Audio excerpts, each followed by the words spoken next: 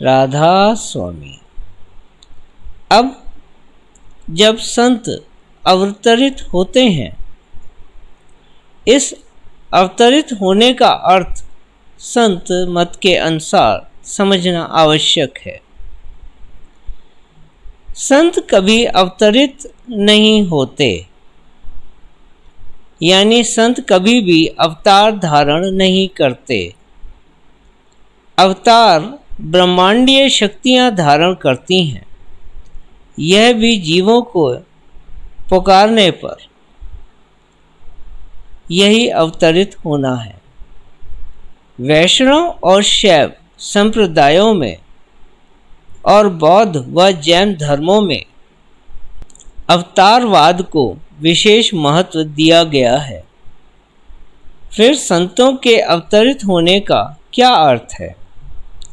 संतों का अवतरण होता है, यानी वे दयाल की मौज से संसार में आते हैं और दयाल की ही इच्छा से गुप्त व प्रकट रूप में रहते हैं।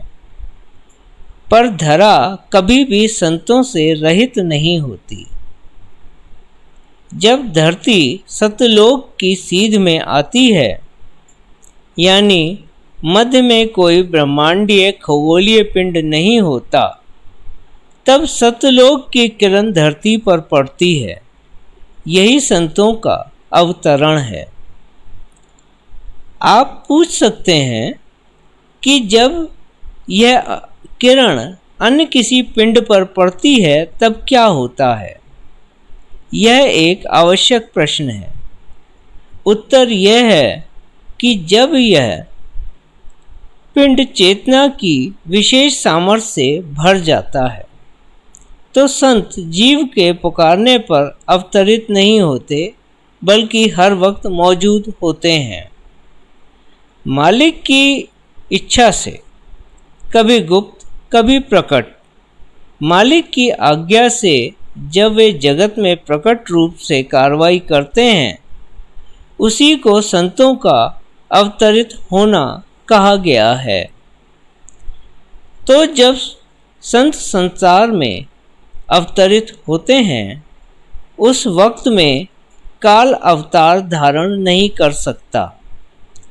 यह विधि का नहीं, पर कुल मालिक कर्ता का विधान है, जो कभी टल नहीं सकता। फिर भी काल अपने प्रभाव से अनेक तरह के विघ्न सत्संग में डालता है। अक्सर तो सत्संग संगत में ही किसी को विरोधी बताकर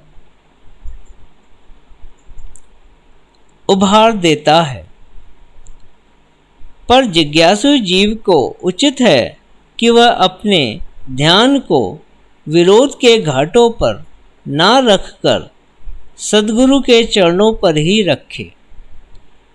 इसी में जीव का कल्याण है। संतों के दरबार में विरोध की गति अधिक लंबी नहीं होती। मालिक की मौज से शीघ्र ही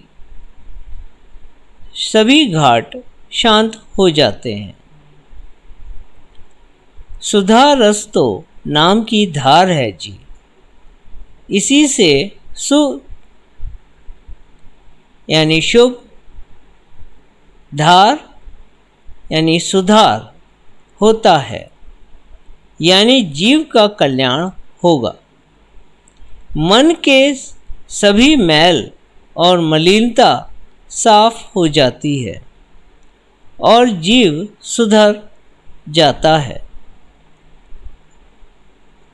पर अभी तो मन सूरत को अपने जाल में बांधे बैठा है। यह सहज ही उसको न छूटने देगा। जब संत अवतरित होते हैं और जो जीव बड़भागी उनकी संगत पाते हैं, निश्चित ही उनके बंधन ढीले पड़ जाते हैं। संतों की यही दया है, जिसे जीव अपने जीवन में कल्याण के रूप में होता हुआ पाता है और एक दिन दयाल की मौज से निज धाम पहुंच जाता है। यही संतों के अवतरित होने का वास्तविक अर्थ है।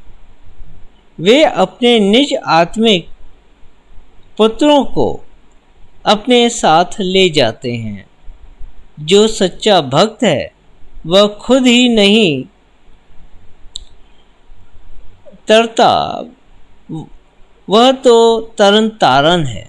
वह अपने साथ बहुतों को तार ले जाता है। यही सच्चा गुरमुख है।